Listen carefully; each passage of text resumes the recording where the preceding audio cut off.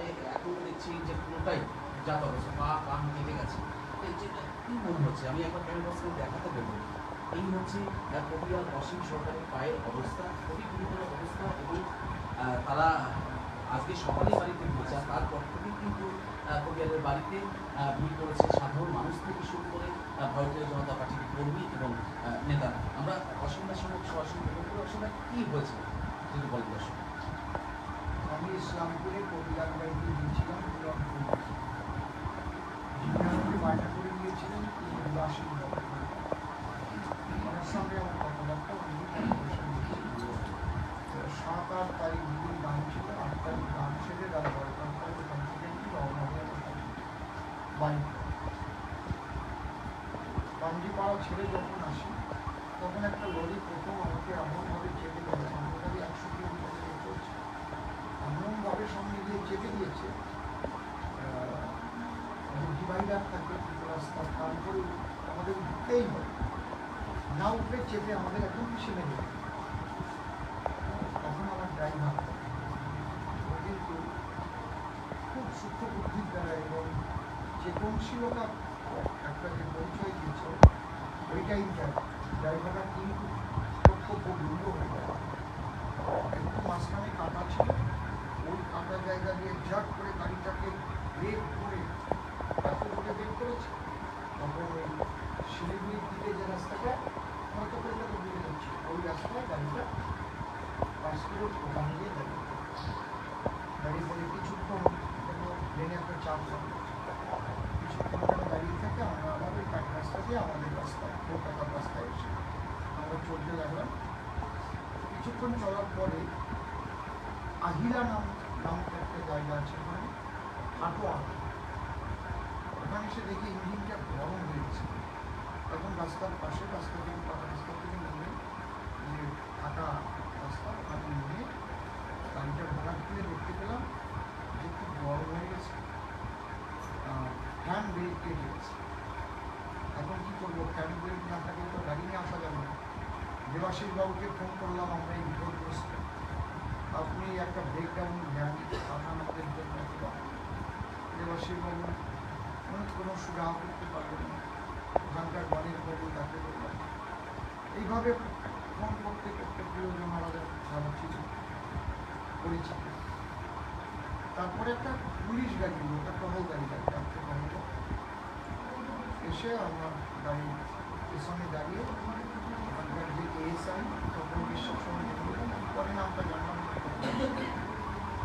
নেমে বলছে অসীমবাবু আপনি এখানে, আপনি তো আমার গ্রামে, আপনি তো 15 বার গেছেন। আমি তখন বিশ্বাস কী হয়েছে, আমি তখন এই ঘটনা, এখন কী করবো আমি তো বুঝে পাচ্ছি। ফাঁকা রাস্তার উপরে বলছে আমি আপনার কী উপকার করতে, আমরা আপনি অন্তত আমাদেরকে মালদা পৌঁছে দেওয়ার চেষ্টা করেন, আর যেখানে গেলে আমার বাড়িটা সারা যায় সেখানে করবেন। তাহলে আমার কানকিতেই আমার বাড়ির পাশে ভালো মিস্ত্রি আছে, কয়েকদিন আগে আমাকে কান বেল্ট কেটে দিয়েছিল। তাহলে আপনার ড্রাইভার গাড়ি নিয়ে ওখানে থেকে যাবে, আমি একটা গাড়ি নিয়ে আপনার গাড়িতে নিয়ে ওখানে রেখে ওই গাড়িতেই আপনাকে পৌঁছে দেওয়া হবে মালদা গেছে দাদা বাড়ি।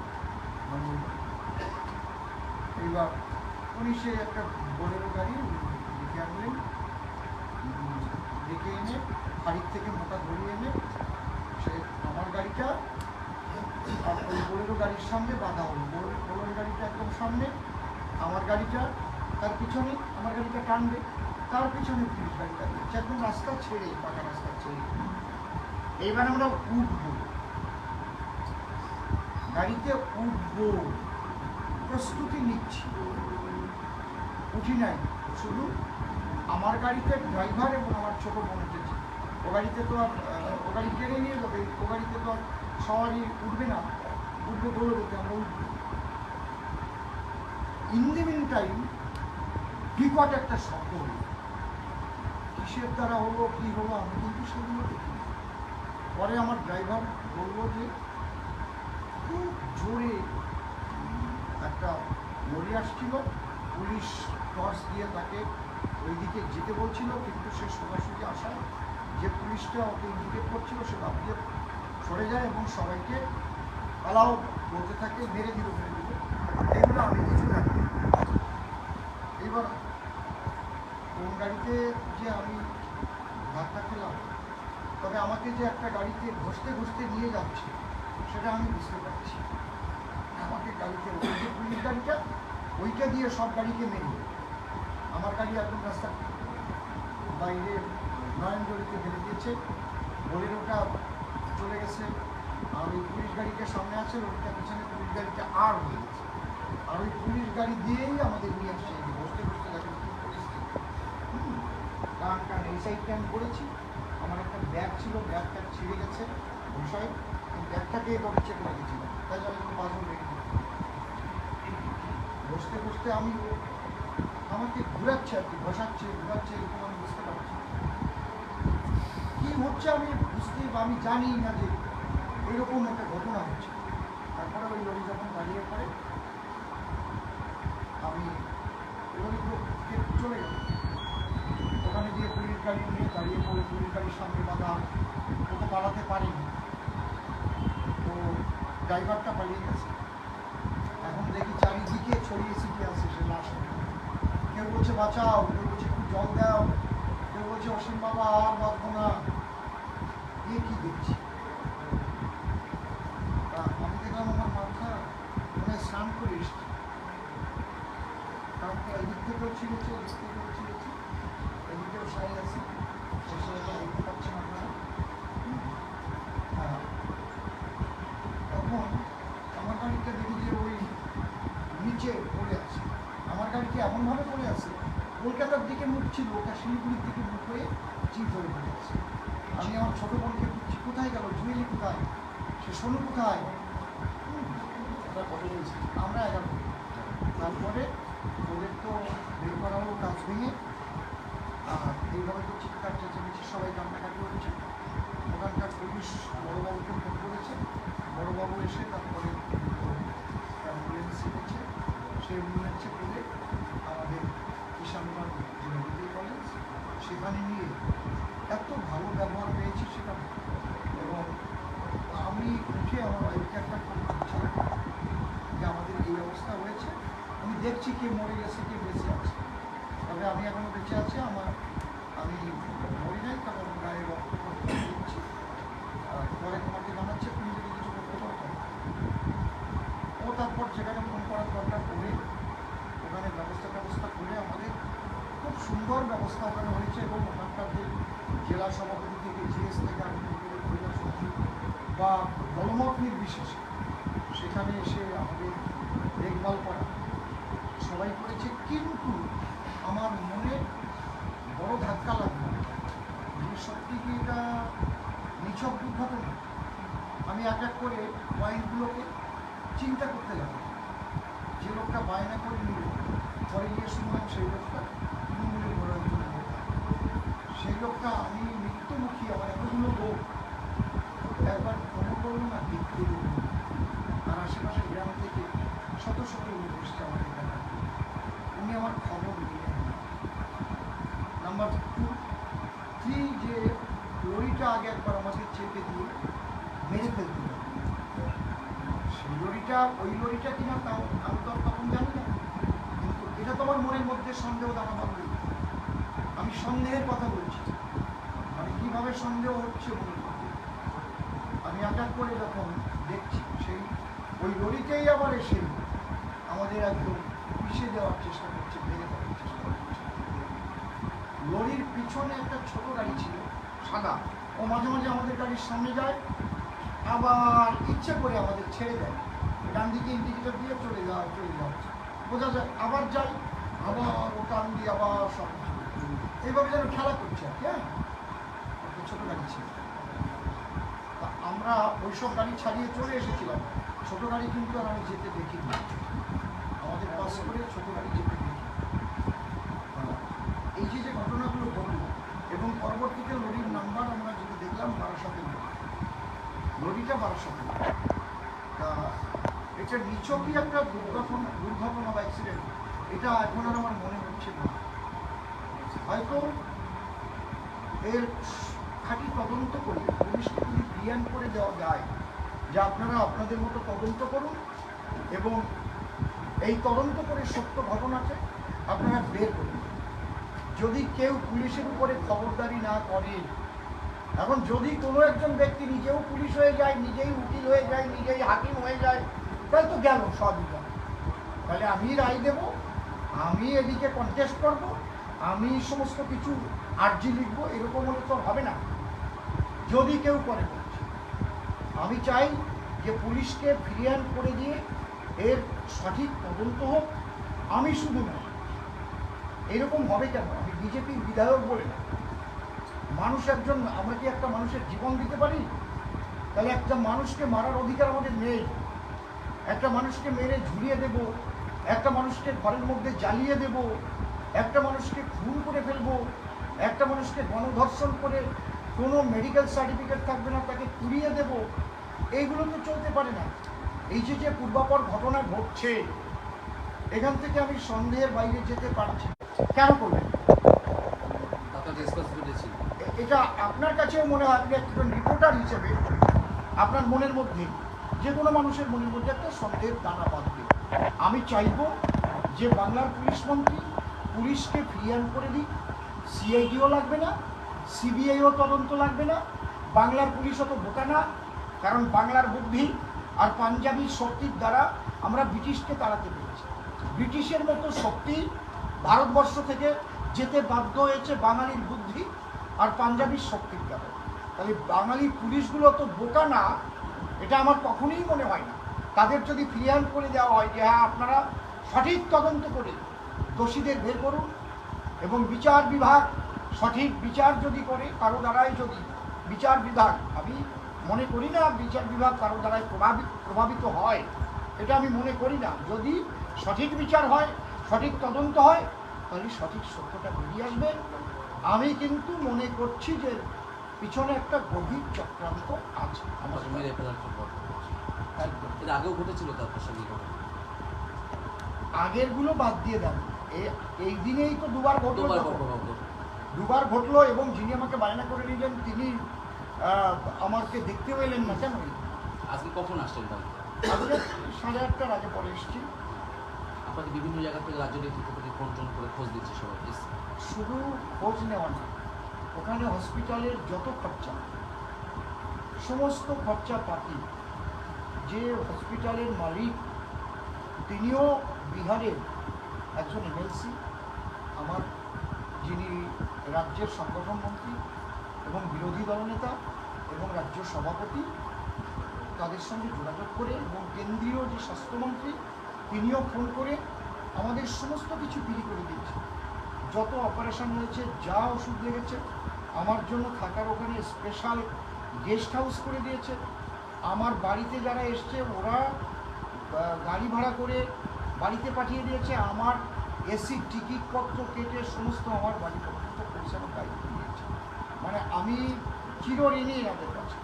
সেই যে এমএলসি সাহেব যিনি দিলীপ জসওয়াল সাহেব, আমি তাকে প্রণাম করি। এখান থেকে এত বড় মাপের মানুষ, ওখানে 5,000 থেকে 7,000 রোগী হয়, তার ধরুন 65%ই মুসলমান, কারণ ইসলামপুরটা 65% মুসলমান আর 35% হিন্দু পার্সি। এত ভালো মানুষ, গরিব মানুষের কাছের থেকে একটি পয়সা তিনি নেন না, বরং দুপুর হয়ে গেলে যারা গরিব মানুষ তাদের খাবার ব্যবস্থা করেন হসপিটালে। 1800 বিঘা নিয়ে বড় হসপিটাল করেছেন মানুষের সেবার জন্য। বাড়িতে এমনি আজকে কে এসছে?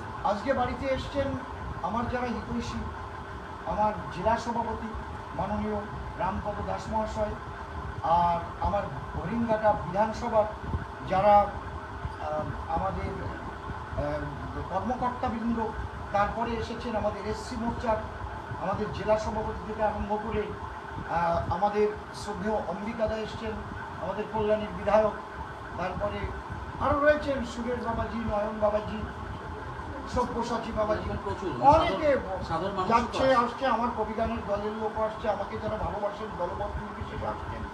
সবচাইতে আমি কষ্ট পেয়েছি যে লোকটা বায়না করে নিয়েছে সে লোকটা এলো না, কিন্তু গাজলবাড়ি রঞ্জিত সরকার যিনি একজন চেয়ারম্যান নবান্নতে তৃণমূল সরকারের, তিনি কিন্তু খবরকে আমাকে দেখতে গেছেন। অসীমদা আমার কর্মী, সাধন বিশ্বাস চাকদার, তিনি আমাকে বারবার ফোন করেছেন, কিন্তু আমার ফোনটা তখন ধরেনি, কিন্তু মিস কল হয়েছিল। নরোত্তম বিশ্বাস, যে তৃণমূলের থেকে ভোটে দাঁড়িয়েছিল গাইঘাটা, সে আর বারবার ফোন করে খবর দিয়েছে, কিন্তু ওই লোকটা কেন নিল না খবর? আর একবার কেন লরি আমাকে চেপে দিয়ে মেরে ফেলতে চাইলো, আবার কেন লরি এসে পিষে দিল? আর লরিটা বারাসাতের লরি। আমার মনের মধ্যে কিন্তু সন্দেহ হচ্ছে। এবং সেই দেবাশিসকে আমি যখন আবার ফোন করলাম বাড়িতে এসে, যে আমি বড়ই দুঃখিত, আপনি আমাকে দেখতে এলেন না, এটা কি করলেন আপনি? আমরা মরে যাচ্ছি। আর বলুন তো, আপনি তৃণমূল হলেও আমি গান করতে গিয়ে একটা শব্দ, আমি বিজেপির বিধায়ক, যে প্রমাণ হয়েছে কি আমার একটা শব্দে? যে পালা আপনারা করতে বলেছেন, সে হরি কথা কৃষ্ণ কথা বলেছি, তাহলে আমি তো, উনি বলছেন আপনি তো তৃণমূলে চলেই আসবেন, উনি এবার এটা কি করে জানেন? তার মানে কি উনি আমাকে মেরে ফেলবেন, হয় তৃণমূলে যেতে হবে, এটা কি উনি অঙ্ক করতে করতে পারছেন? উনি এ কথা বললেন কেন? এই যে পরপর যে কর্মকাণ্ড এবং কথোপকথন, এর মধ্যে দিয়ে কিন্তু মনের মধ্যে আরও যে পিছনে গভীর চক্রান্ত থাকতে পারে বলে আমার মনের মধ্যে সন্দেহের টানা আরও প্রগাঢ় হচ্ছে। আমি চাইব যে পূর্ণ তদন্ত হোক এবং সত্যটা উদ্ঘাটিত হোক। আমি তো চমৎকার না, অ্যাস্ট্রোলজার না। আমি এই ঘটনা যেটা ঘটেছে সেই ঘটনা অনুযায়ী পূর্বাপর বিচার বিশ্লেষণ করে কথাগুলো বললাম। প্রকৃত তদন্ত হলে সত্য প্রকাশিত হবে। নমস্কার। একদম বিধায়কের বাইরেও এবং তার পাশাপাশি আপনি রাজনীতিবিদের বাইরেও আপনার প্রচুর দর্শক আছে, অনেক ভক্ত রয়েছে, তাদেরকে কী বলবেন? আপনি কেমন আছেন এখন, কীরকম আসছেন? এত প্রচুর মানুষ এই মুহূর্তে লাইভে নতুন বাংলা নিউজ দেখছে, আপনার শারীরিক অবস্থা কেমন, সেগুলো অনেকেই, বাংলার প্রচুর মানুষ আপনার ভক্ত। আমি তো অনেক ভালো আছি এখন, কিন্তু যন্ত্রণা তো হচ্ছেই। এই অবস্থা যদি হয়, বুকে কোথায় বাড়ি লেগেছে, সারা বুকটা যন্ত্রণা হচ্ছে, কানটা সেলাই করা আছে, পা হাঁটতে পারছি না, যন্ত্রণা তো হচ্ছে। আমি একটু শক্ত মানুষ, আমি সহজে, আমার শরীর খারাপ বই 103 জব নিয়ম নামে, আমি সহজে একদম মানে মরে না গেলে মনে হয় আমি একদম পড়ে যাবো, এরকম টাইপের মানুষ আমি আজই। হ্যাঁ, এই জন্যে আমার যতটা আমি আক্রান্ত হয়েছি, অন্য কেউ অতটা আক্রান্ত হলে কথা বলতে পারবো না। কথাটা কি বলছি বুঝতে পারছেন? আমাকে আপনি এখন গান গাইতে দেবেন, আমাকে চেয়ার বসে দেবেন, আমি গান পাওয়া কিন্তু আমি এই ধরনের ভাব, ঠিক আছে? দেব এক জায়গায়, আমার আত্মা এক জায়গায়। দেবর চিন্তা আমি অত করি না, কারণ মনটা যদি আমার অপবিত্র হয়ে যায়, দেব আমি যতই সাবান দিয়ে বসি না কেন, আমি দেহে যতই সুন্দর কাপড় পরি না কেন বা কম দামি কাপড় পরি না কেন মানুষকে দেখাবার জন্য, আমার মন যদি অশুদ্ধ থাকে, তাহলে সেই কাপড় পরারও কোনো দাম নেই।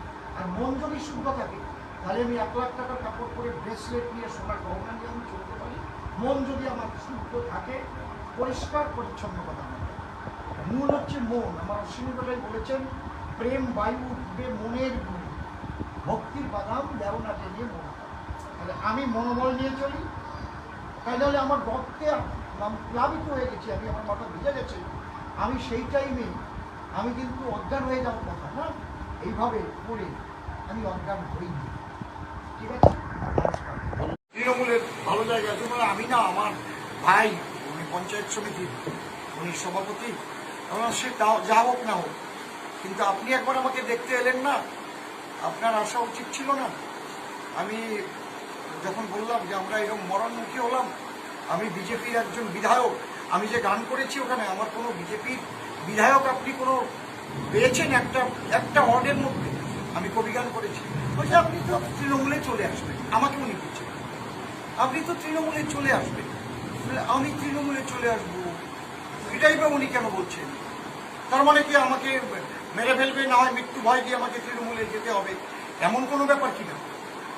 এই যে ব্যাপারগুলো ঘটল, এই ব্যাপারগুলো ঘটার মধ্যে দিয়ে আমার মনের মধ্যে কিন্তু আমি সংঘাতিত হতে পারছি না যে শুধু শুধু একটা গাড়ি এসে আমাদের এইভাবে মেরে দেবে বা এইভাবে চেপে দেবে একবার, তারপরে আবার সোজাসুজি এসে এইভাবে মেরে দেবে, পিছিয়ে নিয়ে যাবে। এটা আমি সন্দেহের মধ্যে আছি। আমি আশা করব যে পুলিশ মন্ত্রী যিনি আছেন, মাননীয় মুখ্যমন্ত্রী, মাননীয় মুখ্যমন্ত্রী উনি পুলিশকে ফ্রি হ্যান্ড করে দিন, এর প্রকৃত সত্যটা তদন্ত করে উদ্ঘাটন হোক। আমি কাউকে আগে ভাগেই দোষ দিচ্ছি না, কিন্তু যা যা ঘটেছে তাতে কিন্তু আমার মনের মধ্যে অনেক কিছু খেলা করছে এখন। তারপরে উনি যখন বললেন আপনি তো তৃণমূলে চলে আসছেন, এ কথাটাই বা উনি বলবেন কেন? তাহলে উনি কোথা থেকে খবর পেলেন আমি তৃণমূলে চলে আসছি? উনি থাকেন কোথায়, সেই ইসলামপুরে। উনি আমাকে বায়না করে গান দিলেন আর আমি তৃণমূলে চলে আসবো, আমি অ্যাক্সিডেন্টে মারা যাচ্ছি, এই টাইমে তিনি কেন এরকম কথা বলবেন? এই জন্য আমার মনের মধ্যে সন্দেহ হচ্ছে। পূর্ণ তদন্ত এবং তদন্ত হয়ে সত্যটা উদ্ঘাটিত, এটাই আমার পুলিশ মন্ত্রীর কাছে প্রার্থনা হয়ে গেছে। এগুলো সব অপারেশন করে করে ঠিক করতে হবে, ওখানে আমি লোক রেখে আসছি। আজকে আপনাকে এমনি দেখতে কে কে এসেছেন, কারা কারা আসছে? আজকে আমার জেলা সভাপতি মাননীয় রামপদবাবু এসছেন, তারপরে শ্রদ্ধেয় দাদা আমাদের কল্যাণীর যিনি বিধায়ক আমাদের অম্বিকা বাবু সহ, আর আমার হরিণঘাটা বিধানসভা যারা যারা আমাদের কার্যকর্তাবৃন্দ রয়েছেন তারা অনেকেই এসেছেন, আমাদের আইডি সেল থেকে সবাই এসছেন। ওখানে আর একটা জিনিস আমার খুব ভালো লেগেছে, ওখানে একটা জিনিস খারাপ লেগেছে, একটা জিনিস ভালো লেগেছে। দেখুন, পূর্বাপর বিশ্লেষণ করে কেন বলছি এটা চক্রান্ত হতে পারে। যে লোকটা আমাকে বায়না করে নিয়েছে সেই লোকটা তো আমি শুনিনি যে উনি তৃণমূলের মানুষ কি বিজেপির মানুষ, আমরা বায়না নিয়ে নেই। পরে শুনলাম উনি তৃণমূল এবং বিশেষ একটা পদে আছেন, ওনার ভাই ওখানকার পঞ্চায়েত সমিতির সভাপতি, এবং গানটা যেখানে করিয়েছেন উনি থাকেন টাউনে, সেখানে বিজেপি বেরোবে, সেখানে কিন্তু উনি টাকাটা দিয়েছেন। আমি কাউকে বিজেপি বেরোতে চিনি না, উনি আমাকে নিয়েছেন। সমস্ত গ্রামের মানুষ আমাকে দেখতে এলো, ওই লোকটা কিন্তু আমাকে দেখতে আসে। কিন্তু রঞ্জিত সরকার নামে যিনি, যে ব্যক্তি নবান্নতে বিশেষ একটা দায়িত্বপ্রাপ্ত, তিনি একটা কোনো ডিপার্টমেন্টের চেয়ারম্যান রয়েছে তৃণমূল সরকারের, তিনি কিন্তু খবর পেয়ে আমাকে দেখতে গেছেন, গাজল থেকে চলে গেছেন উনি আমাকে দেখতে। আমার দাদা এখানে কিসের বিজেপি কিসের তৃণমূল, আমার দাদা অসীম সরকার তিনি হয়েছেন অ্যাক্সিডেন্ট হয়েছেন, আমি তাকে দেখতে আসি। তাহলে গাজল থেকে যেতে পারলো, কিন্তু উনি ওখান থেকে 10 কিলোমিটার 20 কিলোমিটার কিন্তু আমাকে দেখতে আসেন। এবং আমি ওনাকে বললাম এইমাত্র ফোন করে, দাদা আমি একটা দুঃখ পেলাম আপনার উপরে, এত মানুষ এলো আমাকে দেখতে, কিন্তু আপনি আমাকে দেখতে এলেন না। অত্যন্ত বিশ্বাস, আমার মনে হয় বাংলার পুলিশকে যদি ফ্রি হ্যান্ড করে দেওয়া হয়, যদি এটাকে কেউ কন্ট্রোল না করে, যে আমি যা বলবো তুমি তাই করবে, এমন যদি কেউ না করে, তাহলে পুলিশ ইনভেস্টিগেশন করে এর খাঁটি সত্যটাকে বের করতে খুব বেশি সময় লাগে না। কারণ ওই যে ড্রাইভার, তার দুটো ফোনও ধরা পড়েছে, আমাকে পুলিশ বলেছে যে আমি দুটো ফোন পেয়েছি, তাহলে ধরতে তো কোনো অসুবিধা নেই, এটা সত্য কি মিথ্যা কোথার থেকে এসছে। কিন্তু আরও সন্দেহ হচ্ছে গাড়িটা বারাসাতে, যে নম্বরের গাড়িটা বারাসাতে, বুঝতে পারছেন? আমি এইরকম কোনো কথা বলবো না। যদি কোনো চক্রান্ত থাকে এর মধ্যে, কে চক্রান্ত করেছে তদন্ত করলেই সেটা বোঝা যাবে। আমি চাই এর পূর্ণ তদন্ত।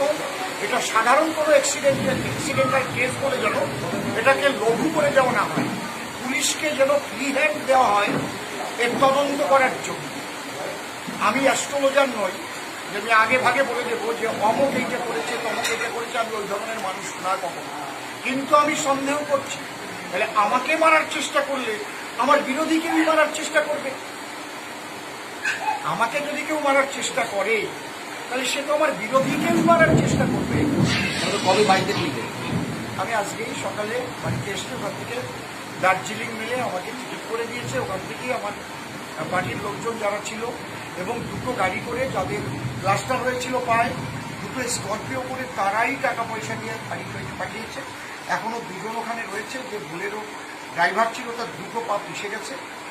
আর এই শ্যামল এর ছোট ভাই আমার বলে কাশিবাজার, ওর মাজার হাড় ভেঙে গেছে, ওটা অপারেশন হয়েছে, পা ভেঙেছে, রড বসানো হয়েছে, এখানে ভেঙে আমরা কলকাতা যাবো, এত সুন্দর ব্যবস্থা দেবেন। আর 1800 বিঘা নিয়ে ওই বড় হসপিটাল। কজন ইনজুর্ড হয়েছে? আমার দলের যারা আমরা 11 জনের মধ্যে আমরা 5 জনই হচ্ছে সবচেয়ে গুরুতর আহত হচ্ছে, আর 6 জন একটু হয়েছে। লরিটা মাল দেখুন, আমি শুধু তো কাউকে দোষ দিতে চাই না, কিন্তু পর ঘটনা বিশ্লেষণ করে আমার মনে সন্দেহ জেগেছে এর পিছনে কোনো চক্রান্ত থাকলেও থাকতে পারে, এবং এটা বিশেষভাবে তদন্ত হওয়া উচিত। তদন্ত হলে খাঁটি সত্যটা উঠে আসবে। এটা সাধারণ কোনো অ্যাক্সিডেন্ট নয়, যেহেতু আগে আমাকে লরি দিয়ে চেপে মারার চেষ্টা করেছে, পরবর্তীতে আমরা পাশে দাঁড়িয়ে আছি, লরি এসে আমাদের এইভাবে পিছিয়ে দেবে কেন? পুলিশ ও দেখেছিল, আমার ও ড্রাইভার, পুলিশ ওকে টর্চ মেরে ওরে ওইদিকে যেতে বলছে, মানে ও তো সোজা আসছে আমাদের খুব গতিবেগ নিয়ে, আমি এটা দেখিনি। ও যে সোজা আসছে এবং রাস্তা ছেড়ে ওই জায়গা দিয়ে, যে পুলিশটা লাইট মারছিল সে কি বলছিল, জোরে জোরে মেরে দিল। এই পরিস্থিতিতে এখানে আমার মনে কিন্তু আমি সংঘাতই হতে পারছি না। অভিযোগ আমি করে এসেছি থানা, আর থানা থেকে ওরা পুলিশ অভিযোগ করেছে, যেহেতু পুলিশও গাড়ি ধরা পড়েছে, পুলিশের লোকও ইঞ্জিও রয়েছে, একটা লোক মারা গেছে, সেখানে পুলিশেরও তো একটা দায়িত্ব কর্তব্য বর্তায়। আমি সিআইডি কিংবা তখন আমি শুধু বলছি কি হলো, এটা কি হলো, আমি বুঝতেই পারছি না যে কোথার থেকে কি হলো। তখন থেকে লরির সামনে পুলিশ গাড়িকে মেরে একদম ধুমে বসিয়ে দিয়েছে। আমাদের গাড়িটা রাস্তার নিচে ওই নয়নজলিতে পড়ে গেছে, আর আমাদের 10-12 জন লোক ওই রাস্তার উপরে ঠিকঠাক হয়ে পড়ে কাঁপছে। কেউ বলছে বাঁচাও বাঁচাও, যা হয়। কজন গেছে? আমরা গেছিলাম 11 জন। এবার পুলিশ ওখান থেকেও 3 জন ইঞ্জিও রয়েছে, তখন বাবু, তারপরে আরো 2 জন সিভিল ভলেন্টিয়ার, আর 2 জন মদ খাওয়া আসামি ধরেছিল তারা। আমাদের গাড়ির মধ্যে আমার বোন ছিল আর ড্রাইভারটা ছিল, ওরা ওই গাড়ির পাল্টি খেয়ে গাড়ি পড়ে আছে। আমার গাড়িটা যে আমরা কলকাতার দিকে আসছিল, আমার গাড়িটার মুখ দেখলাম শিলিগুড়ির দিক হয়ে গেছে এবং চিপ হয়ে পড়ে আছে। তারপরে বলছি, তারপরে আমার গাড়ি থেকে ওই 2 জনকে বের করলো কাজ ভেঙে। তখন ওরা ফোন করলো, আর যারা পুলিশ ছিল, বড়বাবু এসে তাড়াতাড়ি করে আমাদের অ্যাম্বুলেন্সের ব্যবস্থা করে কিষানগঞ্জে ওখানে যে মেডিকেল কলেজ রয়েছে, মাতা গুজরি মেমোরিয়াল মেডিকেল কলেজে আমাদের ভর্তি করলেন, এবং পুলিশ এবং যাদের আসামি ধরেছিল তাদের নিয়ে শিলিগুড়ি মেডিকেল কলেজে। ওই অবস্থা আরও খারাপ। ওখানে গিয়ে ওখানে আমরা এত ভালো পরিষেবা পেলাম, সেটা ভাবনা সঙ্গে সঙ্গে এত সুন্দর পরিষেবা। এবং বিজেপির যারা জেলা নেতৃত্ব বা স্থানীয় যারা, তারাও খবর পেয়ে সব হসপিটালে চলে এলো। ওই রামপুরে আমাদের সব দিক থেকে আমরা সহায়তা করি, আমাদের সবসময় সহায়তা করবো যে আপনাদের চিন্তা নেই। আপনার যদি কলকাতা আমার কান্ট্রিতে, আমাদের ওখানে গাড়িতে নিয়ে রাখছি, আপনার ড্রাইভার থাকুন, সকালবেলা গাড়িটাকে ঠিকঠাক করে ড্রাইভার যাবে গাড়ি নিয়ে, একটা যে গাড়িটা দিচ্ছে ওই গাড়িটা আপনারা মালদা গিয়ে শুয়ে থাকুন, ড্রাইভার মালদা গিয়ে আপনাদের তুলে নিয়ে চলে যাবে। একটা বোলেরো গাড়ি, জয়ন্ত সরকার, তার গাড়ি উনি ফোন করে নিয়ে এলেন, এবং তার গাড়ি আগে, মাঝখানে আমার গাড়ি, তার গাড়ির সঙ্গে ওই গাড়িরই মোটা রশি আনা হলো, তাই দিয়ে বাধা হয়ে গেল। এবার আমরা গাড়ি ছাড়বো, আর তাহলে প্রথম হচ্ছে বোলেরো, তারপরে আমার গাড়িটা টানবে বলে দেবে, পিছনে হচ্ছে ওই টহলদারি পুলিশ গাড়ি। এই পর্যন্তই জানি, আর গাড়িতে উঠতে পারি। দুম করে একটা শব্দ। আমরা কিন্তু রাস্তা ছেড়ে, পাকা রাস্তা ছেড়ে যে জায়গাটা, সেই জায়গাটা আমরা দাঁড়িয়ে আছি, অনেকটা জায়গা সেখানে। তাই দেখেই আমরা প্রথম থেকেই দাঁড়িয়েছি যে ওই জায়গাটা থাকে না রাস্তার পাশে অনেক জায়গাটা, একটা কারখানা হচ্ছে পাশে, আর এমনি ফাঁকা। ধুম করে আওয়াজ হলো, আওয়াজ হওয়ার পরে শব্দ শব্দ হলো। তারপরে দেখছি আমাকে মানে ঘষতে ঘষতে নিয়ে যাচ্ছে গাড়ি, ঘষা। আমি তো পড়ে গেছি, কখন কোন গাড়ির বাড়ি খেয়ে পড়েছে সেটা আমি জানি না। কারণ ছিঁড়ে গেল, এদিক থেকে ছিঁড়ে এদিকে আসলো, কানের এখানে ছিঁড়ে গেল, এখানে লাগলো, আমার বুকে ব্যথা, পায়ে লাগলো। তারপরে ওই গাড়ি বেশ কিছু দূর ঠেলতে ঠেলতে, পুলিশ গাড়ি তো সামনে, পুলিশ গাড়িটা আর হয়ে গেছে। পরে আমি দেখছি পুলিশ গাড়ি সোজা ছিল, ওটা আর হয়ে লরিতে ঠেলতে ঠেলতে নিয়ে এসে আর কি আমাদের মারতে মারতে আসলো। ওই লরিটা যখন দাঁড়িয়ে গেল, লরি আর পালাতে পারেনি, যেহেতু সামনে পুলিশ গাড়ি আর হয়ে আছে, ড্রাইভার তো পালিয়ে গেছে। সেরে আসার পরে একটা লরি আমাদের এমনভাবে চেপে দেয়, তখন আমার ড্রাইভার যে সৈন্য, ভালো নাম অক্ষর মিশ্র, ও তো কিংকর্তব্য বিমূঢ় হয়ে পড়ে।